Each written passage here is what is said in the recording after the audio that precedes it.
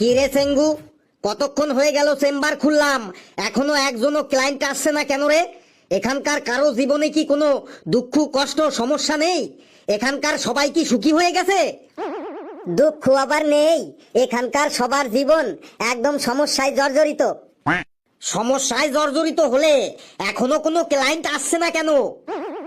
এখন সকাল 8টা বাজে, তো সবার বাড়িতে এখন ঝগড়াঝাটি চলছে। ঝগড়াঝাটি থামুক, তারপর দেখবেন সবাই সুরসুর করে চলে আসবে। ভেতরে আসতে পারি? সেটা আবার বলতে হয়? এসো এসো, তাড়াতাড়ি এসো, ফুর্তি করে এসো। দাদা, একটা কথা বলবো। কি কথা? তাড়াতাড়ি বলো, তাড়াতাড়ি। তোমাদের এই বাবা কি গোল্ড মেডালিস্ট? শুধু কি গোল্ড মেডালিস্ট? উনি রূপা, লোহা, তামা, দস্তা, টিন সব মেডালিস্ট। আমি গোল্ড মেডালিস্টের কথা শুনেছি, কিন্তু রূপা, লোহা, তামা, টিন, দস্তা মেডালিস্ট সেগুলো আবার কি? ওগুলো তোমাকে জানতে হবে না, তুমি চুপচাপ বসো আর তোমার সমস্যা বলো। বল বেটা, তোর সমস্যা কি?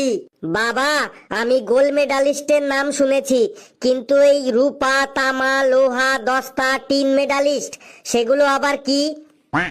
তুই কি এইগুলো জানার জন্য আমার কাছে এসেছিস? না বাবা, মানে আমার খুব জানতে ইচ্ছে করছে, তো তাই জিজ্ঞেস করলাম। ওই রূপা, তামা, লোহা, দস্তা, টিন মেডেলগুলো আমি বিদেশ থেকে পেয়েছি, ওইগুলো তুই বুঝবি না। তোর প্রবলেম কি আছে বল? বাবা, সামনেই আমার পরীক্ষা। কি পরীক্ষা? মাধ্যমিক পরীক্ষা বাবা। পরীক্ষাটা কি তোর একারই নাকি তোদের ক্লাসের সবার? আমাদের ক্লাসের সবারই বাবা।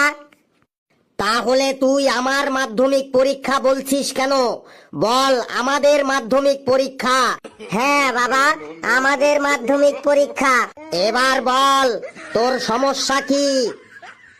বাবা, আমি দিনরাত পড়াশোনা করে পড়াগুলো মুখস্থ করি, কিন্তু কোনো পড়াই আমার মনে থাকে না। তাহলে পড়াগুলো কোথায় থাকে? কোথায়ও থাকে না বাবা। কোথায়ও থাকে না মানে? তুই এরপর থেকে পড়াশোনা করার সময় তোর কাছে বড় বড় মাটির হাঁড়ি রাখবি, তারপর পড়া মুখস্থ করে পড়াগুলো ওই মাটির হাঁড়ির মধ্যে রাখবি। দেখবি সব পড়াগুলো ভালো থাকবে। চালাকির দ্বারা কাঁঠাল পাকানো যায়, কিন্তু ইঁচড় পাকানো যায় না। পড়াশোনা মুখস্থ করে সবাই তো মনের মধ্যে রাখে, আমি মাটির হাঁড়ির মধ্যে পড়াশোনা রাখবো কি করে বাবা? যেভাবে মাটির হাঁড়ির মধ্যে সবাই জল ভরে রাখে, সেইভাবে তুই পড়াশোনা ভরে রাখবি। না বাবা, আমি আমার মনের মধ্যে পড়াশোনা ধরে রাখতে চাই, আপনি তার উপায় বলে দিন বাবা। তোর মনের মধ্যে পড়াশোনা ঢুকাতে চাস? তাহলে মন দিয়ে শোন। তোর মনের মধ্যে মেমোরিতে যা স্টোরেজ ছিল সব উল্টো পাল্টা ফাইল দিয়ে লোড হয়ে গেছে। তোর মন থেকে ওই উল্টো পাল্টা ফাইলগুলো সব ডিলিট করতে হবে, তাহলেই তোর সব পড়া মনে ঢুকে যাবে।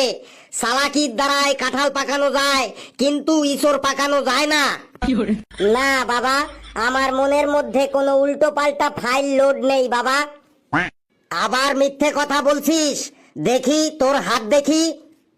এই দেখুন আমার হাত, আমার মনের মধ্যে কি উল্টো পাল্টা ফাইল লোড হয়ে আছে বাবা? দেখি। হ্যাঁ, যা ভেবেছিলাম ঠিক তাই। তোর নিজের টিউশনের টাইম তোর মনে থাকে না, কিন্তু তোর পাশের বাড়ির পিঙ্কি কখন কোন টিউশনে যায় সেটা তোর ভালোই মনে থাকে। তোর বাড়িতে কি রান্না হয় সেটা তুই মনে রাখতে পারিস না, কিন্তু তোর বন্ধু ফেসুদের বাড়িতে কি রান্না হয় সেটা তুই ভালোই মনে রাখিস। তুই টিউশনে মার খেলে তোর বাড়িতে এসে একদম মনে থাকে না, কিন্তু তোর ভাই গজা যদি মার খায় সেটা তোর ভালোই মনে থাকে। তারপর কোন নায়কের কটা গাড়ি আছে, কোন নায়িকার কটা বাড়ি আছে, সেইগুলো তোর ভালোই মনের মধ্যে লোড করে রেখেছিস। তোর মনের ফাইলগুলো ওই সব লোড করে একদম স্টোর ফুল করে রেখেছিস, তাহলে তোর পড়া কি করে মনে থাকবে বল? আপনি তো একদম অন্তর্যামী বাবা। বাবা যেই জামি হোক, বাইরে টিনের বাক্সে 501 টাকা ফেলে এবার তুমি কেটে পড়ো। কেটে তো পড়বো, কিন্তু মেমোরিটা কি করে খালি করব সেটা একবার বলে দিন বাবা। যে পদ্ধতিতে তুই তোর মেমোরিটা ফুল করেছিস ঠিক সেই পদ্ধতিতেই তুই তোর মেমোরি খালি করবি। যা ভাগ এবার এখান থেকে। আর একটা কথা শোন, চালাকির দ্বারায় কাঁঠাল পাকানো যায় কিন্তু ইঁচড় পাকানো যায় না। বাইরে টিনের বাক্সে 501 টাকা, মনে থাকে যেন। May I come in? বাংলায় বলুন আর ভেতরে চলে আসুন। জয় ভোজা বাবার জয়। ওই সব জয় ঠয় পরে বলবেন, আগে আপনার প্রবলেম বলুন। প্রবলেম? বাবা, সামনেই আমার ছেলের উচ্চ মাধ্যমিক পরীক্ষা। আপনার ছেলের উচ্চ মাধ্যমিক পরীক্ষা, তো আমি কি করব?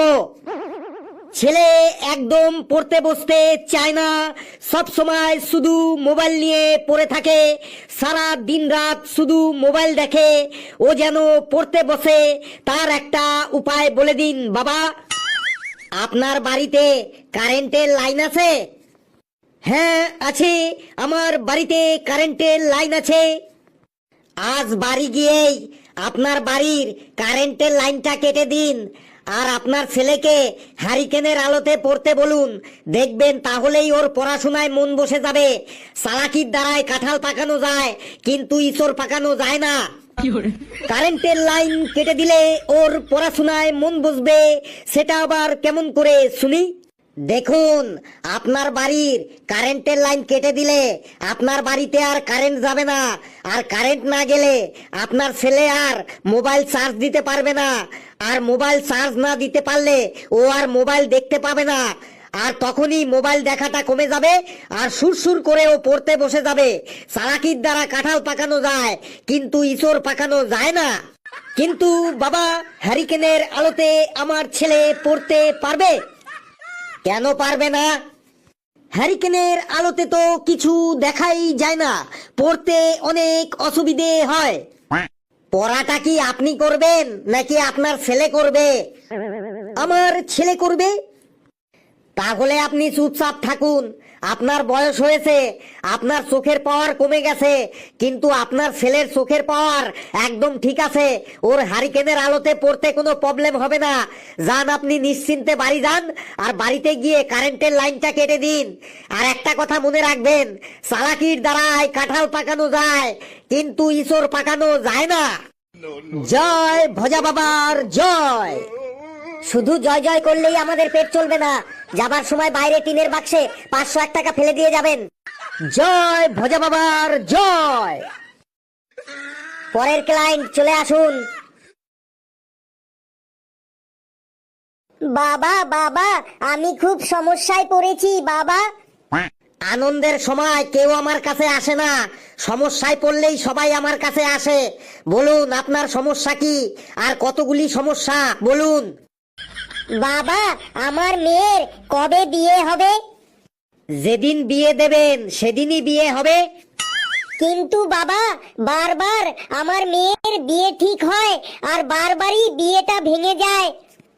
বিয়ে ভেঙে যায় তার মানে বিয়েটা কি মাটি দিয়ে তৈরি নাকি কাঁচ দিয়ে তৈরি যে বারবার ভেঙে যায়? বিয়ে ভেঙে যায় মানে বিয়ে ক্যান্সেল হয়ে যায়। বিয়েটা কি ট্রেন নাকি এরোপ্লেন যে ক্যান্সেল হয়ে যায়?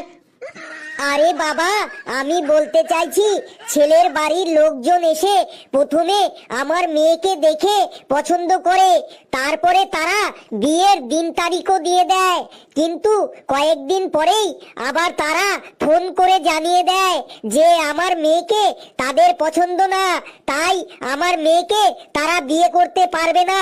এইভাবে বারবারই বিয়েটা ভেঙে যায়। ও, এই ব্যাপার। এই সামান্য ব্যাপারের জন্য আপনার এত টেনশন? বারবার বিয়ের দিন তারিখ ঠিক হয়ে যাবার পর বিয়েটা ভেঙে যায়, এটা সামান্য ব্যাপার হলো? সামান্যই তো। মন দিয়ে শুনুন, এরপর যখন আবার আপনার মেয়ের বিয়ে ঠিক হবে তখন আপনার মোবাইলটা সুইচ অফ করে রাখবেন, আর যতদিন না বিয়ের ডেট আসবে ততদিন আপনারা বাড়ি থেকে অন্য কোথাও গিয়ে থাকবেন। দেখবেন বিয়ের দিন বিয়ে করতে ছেলে তো আসবেই, ছেলের সাথে ছেলের বাপও আসবে। চালাকির দ্বারায় কাঁঠাল পাকানো যায় কিন্তু ইঁচড় পাকানো যায় না। বাহ বাহ বাহ বাহ, দারুণ আইডিয়া দিলেন তো। জয় ভজা বাবার জয়। সমস্যা সমাধান হয়ে গেছে তো? যান, এবার বাইরে গিয়ে টিনের বাক্সে 501 টাকা রেখে চলে যান। সেঙ্গু, দেখ আর কেউ আছে কিনা, না হলে এবার চেম্বার গোটাবো। জয় ভজা বাবার জয়। বল, তোর প্রবলেম কি? বাবা বাবা, গত 2 দিন ধরে আমার ডান হাতটা খুব চুলকাচ্ছে, তাহলে কি হবে আমার? তোর ডান হাত চুলকাচ্ছে, তাহলে শীঘ্রই তোর অর্থ প্রাপ্তি হবে, মানে তুই টাকা পাবি। বাবা বাবা, কালকে থেকে আমার বাঁ হাতটাও চুলকাচ্ছে। বলিস কি, তোর বাঁ হাতটাও চুলকাচ্ছে? তাহলে তোর আরো অর্থ প্রাপ্তি হবে, মানে তুই আরো অনেক টাকা পাবি। বাবা বাবা, সকালবেলায় না আমার ডান পাটা খুব চুলকাচ্ছিল। তাই নাকি? তোর ডান পাটা চুলকাচ্ছিল, তার মানে তোর দূরে কোথাও ভ্রমণ যাত্রা হবে। বাবা বাবা, একটু আগে না আমার বাঁ পাটাও চুলকাচ্ছিল।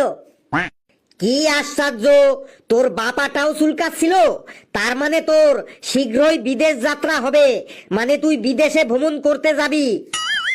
বাবা বাবা, এখন আমার পাছাটা না খুব চুলকাচ্ছে। কি বললি? তোর পাছা চুলকাচ্ছে? আরে তোর চুলকানি হয়েছে, তুই তাড়াতাড়ি ডাক্তারের কাছে যা। বাবা বাবা, এই আমার পিঠটাও খুব চুলকাতে শুরু করলো। সেঙ্গু, ওকে ধর তো, ওর পিঠ চুলকাচ্ছে, তার মানে ওর পিঠে এখন গুদুম গাদাম করে ডান্ডার বাড়ি পড়বে। ওকে ধর তো। ডান্ডার বাড়ি? ওরে বাবা রে, পালাই পালাই। কিরে, পালাচ্ছিস কেন? দাঁড়া দাঁড়া, তোর পিঠে ডান্ডার বাড়ি পড়বে বলে তোর পিঠ চুলকাচ্ছে। শোন, চালাকির দ্বারা কাঁঠাল পাকানো যায়, কিন্তু ইসর পাকানো যায় না। সেঙ্গু, ধর ওকে। বন্ধুরা, ভিডিওটি কেমন লাগলো আপনারা কমেন্টসে জানাবেন কিন্তু, আর ভিডিওটি লাইক করবেন, যত পারেন শেয়ার করবেন, আর চ্যানেলটাকে সাবস্ক্রাইব করে আমাদের সাথেই থাকবেন, আর হাসতে থাকুন, আর যত বেশি হাসবেন তত বেশি ভালো থাকবেন।